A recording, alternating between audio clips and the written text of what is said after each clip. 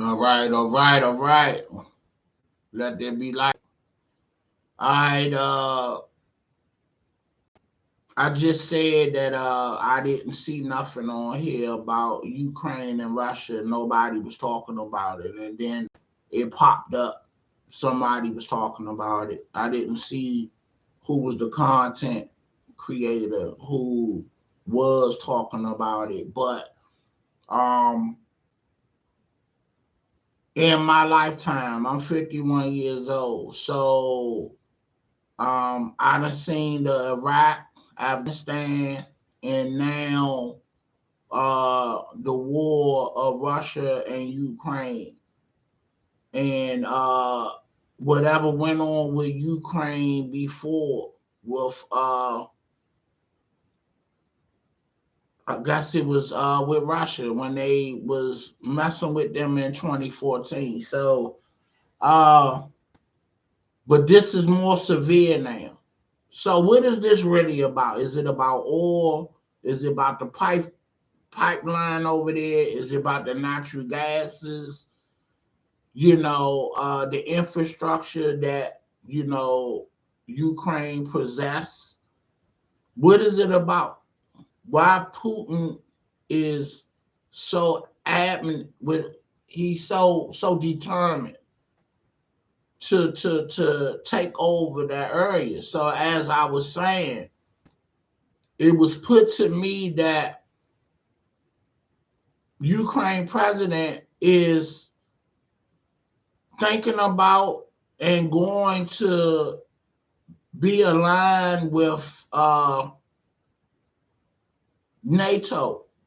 So it was explained to me that Ukraine is next door to Russia. So they feel like if you're not with us, then you're the enemy. So therefore we need to take care of you to for you to change your mind. We're gonna bust you up. So I think that's what they're doing there. So follow me. This how it was explained to me because I wasn't really getting it. Suppose Russia and the Mexican, Putin and the Mexican president in Mexico, New Mexico. Suppose they somewhere and they talk about, becoming an alliance with each other. So now Russia is going to put a military base in Mexico, and they right next door to America, next door to entering America. So it's only right that we look at y'all with Mexico and say, hey, if you're not neutral, then you're against us if you side with them. So this is what's going on. So this is what Putin is saying, from my understanding. This is why he's doing that. He letting them know if you're not with us, then you're against us.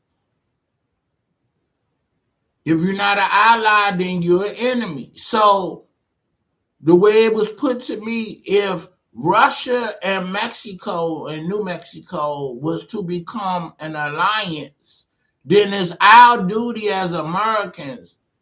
America need to bust up Mexico to let them know you is our neighbor and you need to side with us. If anything, you know what I'm saying? And if that's not going to happen, then we're going to bust you up. So this is what we see, this is what we seeing now going on with Ukraine, with Russia taking out their infrastructure, the airport, the nuclear plant. They crippling life. Now they get ready to run out of food. So, so do you think Ukraine need to reconsider and stay neutral, or do you think they need to side with Russia and be part of the Russian landscape? You know what I'm saying?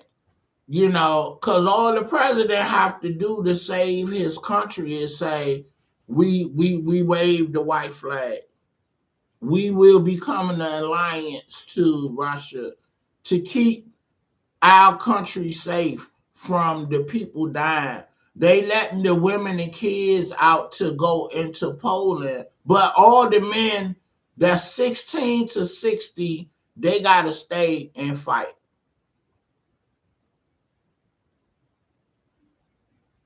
So now, because you were and going to be part of NATO, that's why NATO and the alliances feel like we need to help them. But let's see how far Putin is willing to go. You know what I'm saying? I mean, but how many lives got to be, taken? They saying it's up to 145 that they know about, civilians and soldiers that have no experience. They making the civilian soldiers now. That's like the draft here in America, like they did in the 60s, the 50s, Vietnam, where, they were sending everybody over there to fight the Vietnamese, and I need to really study about what was the real brunt and the issue with that. What was over there that uh, uh, uh, uh, had us going to war over there? Was it from Pearl Harbor when the Japanese attacked Pearl Harbor? Was Vietnam extended from that? So I really need to do the research on that, and because when you hear these veterans talk, I have uncles and friends and their family members that have been to Vietnam, and they was like it was for nothing from the broad span of it. It's always said to you, we're bringing the fight to the enemy so they won't come on American soil. And I respect that. I respect that. You know what I'm saying? And, you know, so when I was 18, coming out of high school, the Iraq War was just jumping off. No, actually, that was 98. I come out. So that was 10 years later. So that would have made me 28 years old. So yeah, and I was almost recruited in the Marines and the Army because I come from a military family. My grandfather, my aunt, my uncles on my mother's side, everybody for the most part was service members.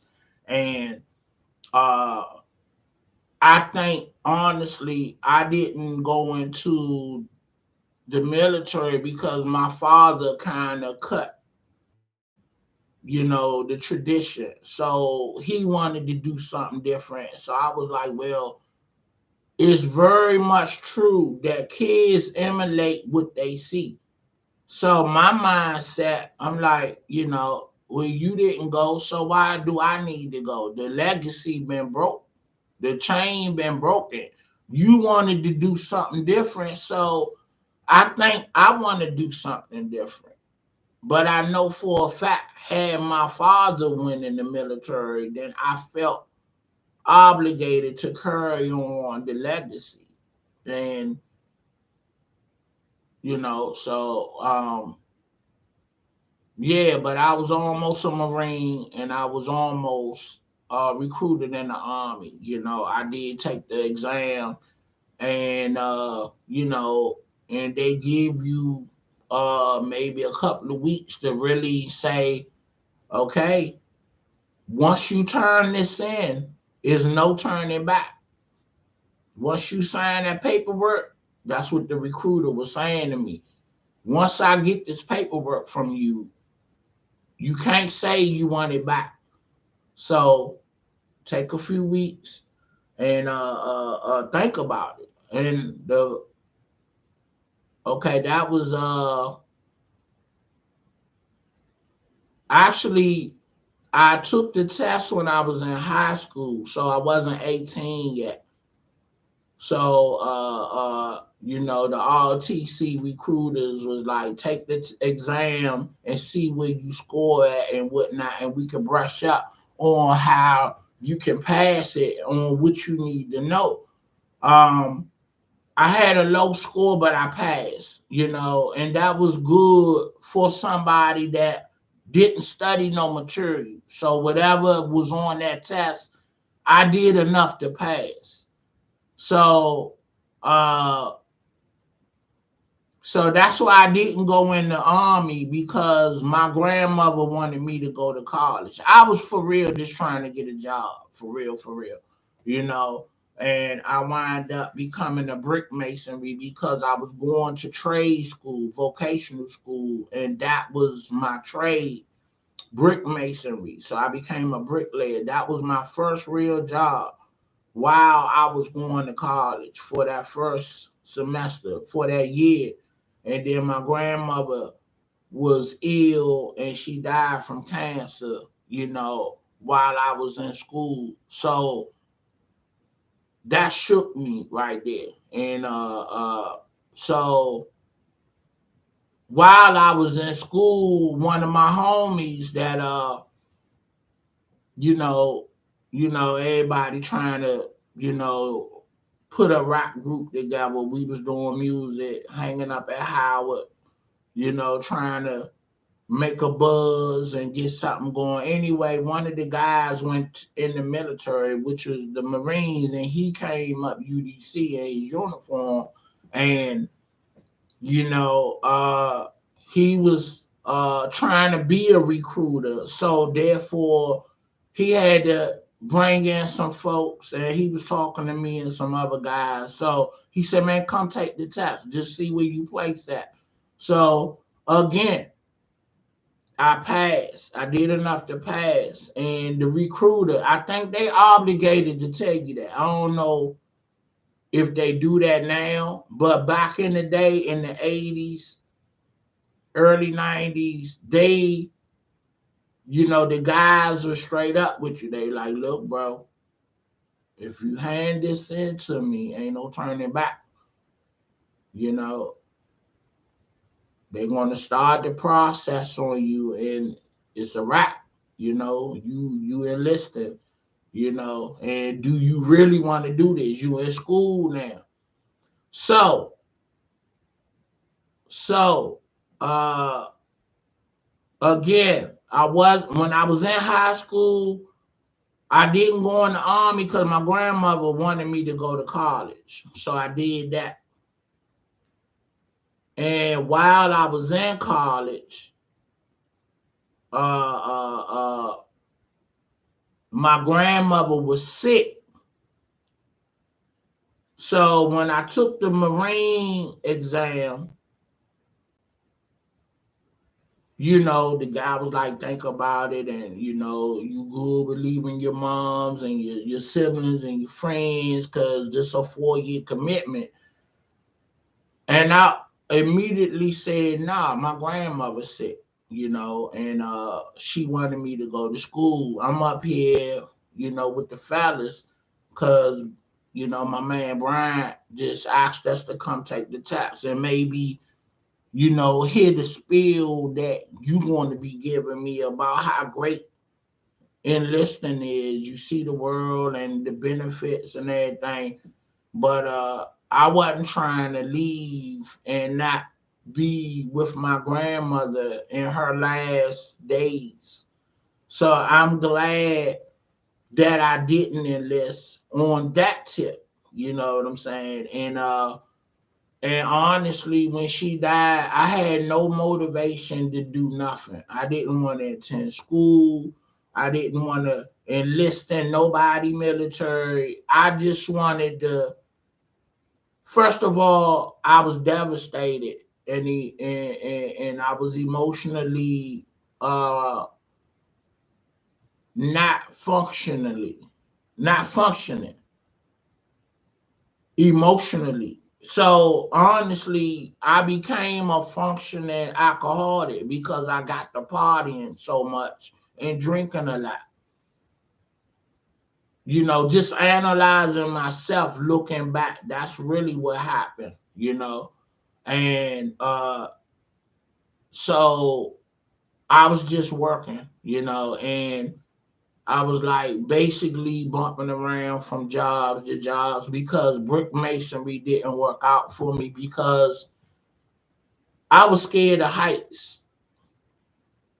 So therefore, I knew that wasn't going to be a long term career, even though it paid good money. And I didn't mind being in the elements. And I actually worked over the summer when I got out of Phelps Vocational School. Uh, my instructor, Mr. Curtis Hayes, his brother had Hayes Construction. So everybody that was under his tutelage, he got them a job with his brother construction company. So, we immediately went to work and I worked in Virginia at one of the sites and they was doing a development over there and anything over the fifth floor, when we was up on the scaffolds, I was getting dizzy up there. And one of the old heads tried to give me some liquor or some wine or something. He was like, "Young blood, this all you need to take the edge off. Everybody get them jitters when we up here for the first time." And I looked at him first. I'm not drinking after all you jokers putting y'all mouth on that bottle. So we ain't doing that from the gate.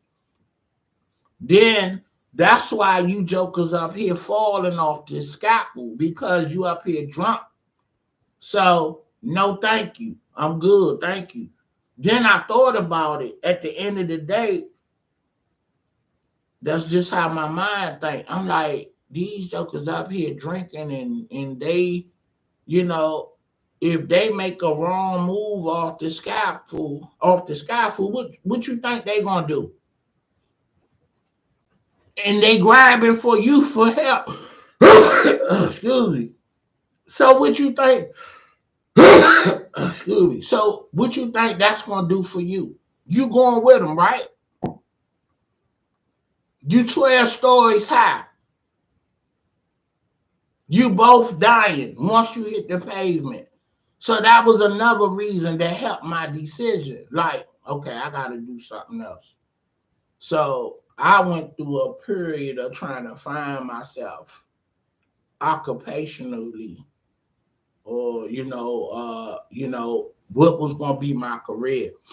And so I'm just glad that I was and is an assertive individual, and I'm always networking. I'm talking to people, you know and I come in contact with a lot of people because one, I'm a socialite. I'm out here on the scene, with all walks of people. So therefore, I'm listening, I'm engaging, and therefore, I found my way. I bumped around, a lot of jobs. I did a little bit of everything as far as occupation, and from the bottom up. So that's why I'm so no nonsense about people with excuses. I've been at the bottom. I learned how to survive at the bottom, and I was pulling myself up slowly but surely. And it takes discipline, it takes determination. You know what I'm saying? But I often say, whatever you do early in life, you're going to wind up doing it later on in your life. Meaning, thank God for Marion Barry, the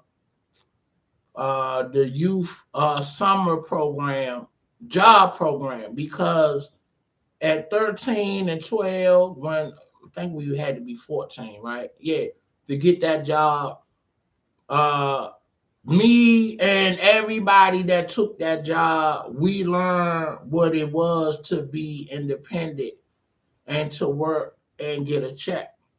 And it felt good if you felt the independence when they handed you that check.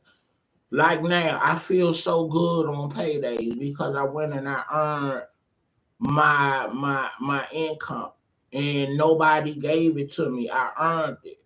You know, that's a great feeling. I ain't hurt nobody for it. I earned it. You know what I'm saying? So my friends that didn't take that job and was in the street at that early age, they went on to be, you know, in the life later on. And a lot of them not here now. A lot of them locked up. A lot of them done came home and they lost because they institutionalized. And they wind up doing the same things and going back because that's what's comfortable for them.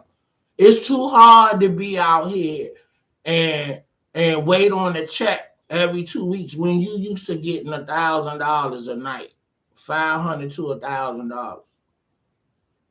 And when you think about it and you hear all these stories and you be like, man, we made 50,000 a night, 50,000 a week. I'm like, is it that many people smoking drugs? And the answer is yeah. Just like the murders in DC in the 80s, we was averaging 400 people a year or better. I'm like, I ain't know it was that many people to kill. It's really people dying at that rate. And when you in the midst of it, you really not really realizing the magnitude of it. I do a lot of reflection now and just looking back, I'm like, wow. And I see now it's kind of repeating itself, you know, with the youngins now. But what I see now that they don't respect killing women, kids. These youngins off the chain now. They don't care. It was a code back in the day. It was a code. These jokers now, they don't care about no code or nothing. And then and it shows they don't care about nobody code and ethics of the streets because soon as they get to jail, they telling. You never was supposed to tell. And if you wasn't built like that, don't get in the game.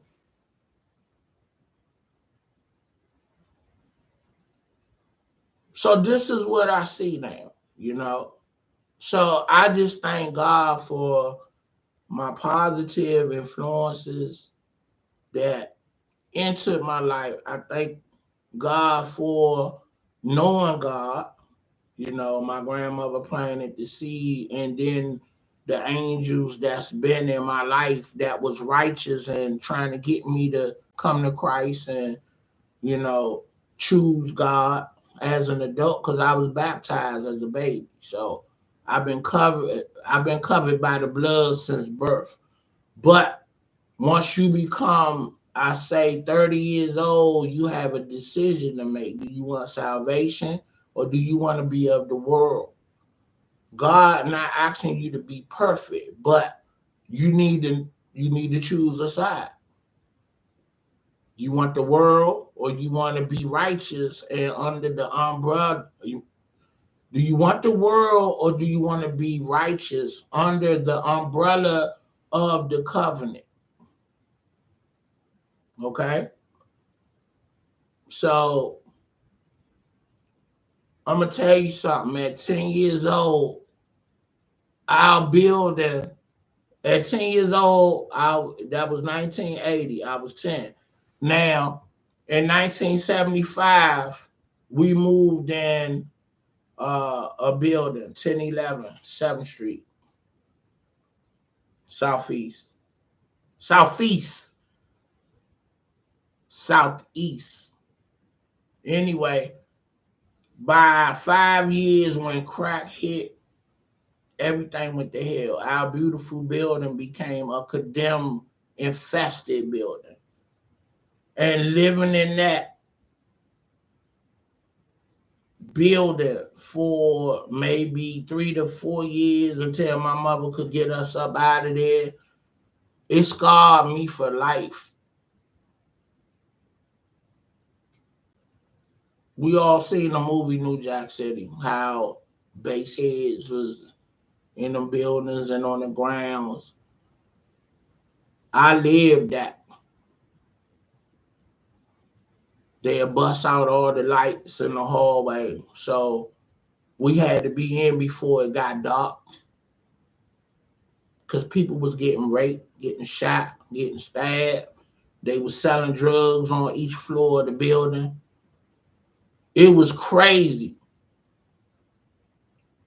So you had to be built a certain way to be in the midst of that and not be shook.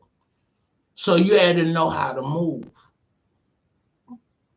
You know what I'm saying? Rats running around in the hall, mice, you know. And I say the building got to a point that the maintenance man wouldn't come in the building to get the trash, but once a month when they supposed to did it like twice a week, because that's when the incinerator get full. So now you're left to put trash by the incinerators, and trash is building up. So what do that do? It bring rodents, right? So coming in, we lived on the third floor. We come up to the third floor, coming in the building. You know, you got the traffic out front, and you know, coming up in our building, you know, we're at the beginning of the hall. We got to go all the way to the back. But to get to the back, we got to get past the trash that's piling up and rats and mice jumping around in the damn trash. That's what I lived through at 10 years old. And from that point on, I told my mother one day, I'm going to put you in the house. We not going to live like this when I get big. And I meant that. So that was my drive to do better, to want better legally, because I could have easily been in the game. I was around it. I was with the guys that was, you know, getting money, you know, getting shot down, being in shootouts, and you know, me having a job and going to school, trying to do the right thing, kept me away from a lot of the drama. And then the OGs that was in the neighborhood, they looked out for who they knew was the good kids that was trying to do something right. Now, if you chose the life, then they let you do you. But if you was like, I'm trying to do something else, you know, they like, respect, go live your dreams. When you get to the top, don't forget. Don't forget the hood. Do what you can for folks. You know what I'm saying? You know what you can. Don't make it hurt you, but just do what you can. So these was the talks that I had from the OGs in the neighborhood that was running the neighborhood. Again, these guys was ethical. You don't harm kids and the elderly and mothers and women, little girls. They would kill rapists. They didn't make it to jail. Somebody violated any young girl in any hood in the 80s, they killed that joker. He ain't make it to jail. And if he did, because he hid out and they got him in jail, 90 days, that joker was stabbed up.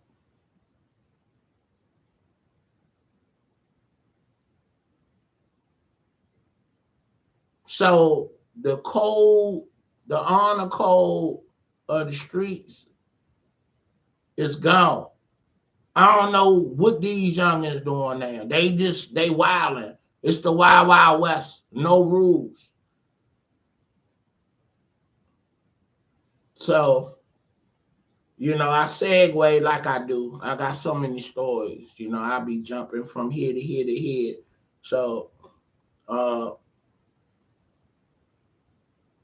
but this is why Russia is invading the Ukraine because they feel like you supposed to be with us, not with NATO. And if you're not going to be with us, you're going to be neutral. So this is how it was put to me.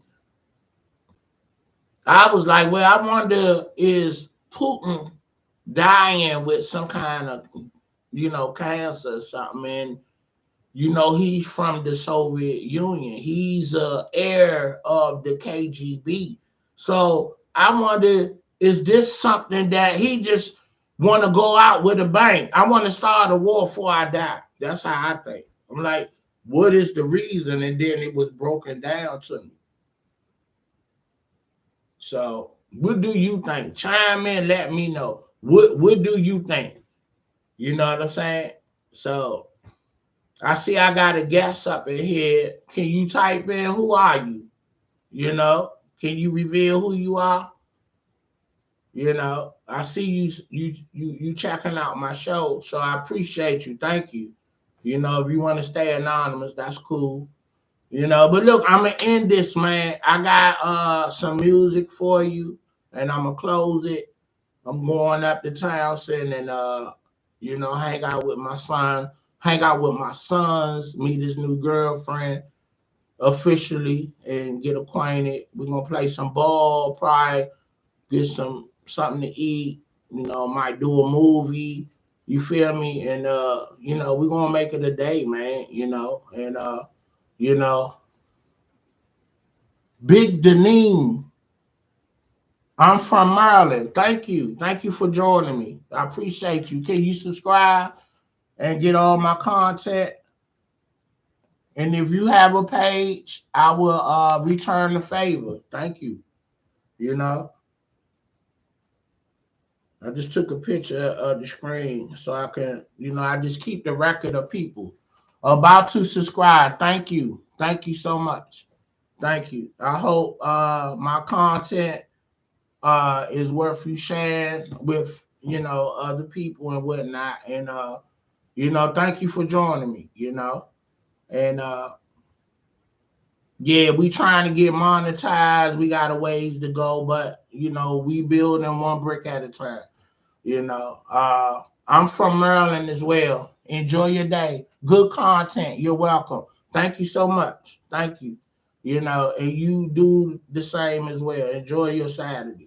All right, I'm gonna close it out. And you know, I holler this big day, Streets Finest, like, share, subscribe. Let's get it. Peace. All right.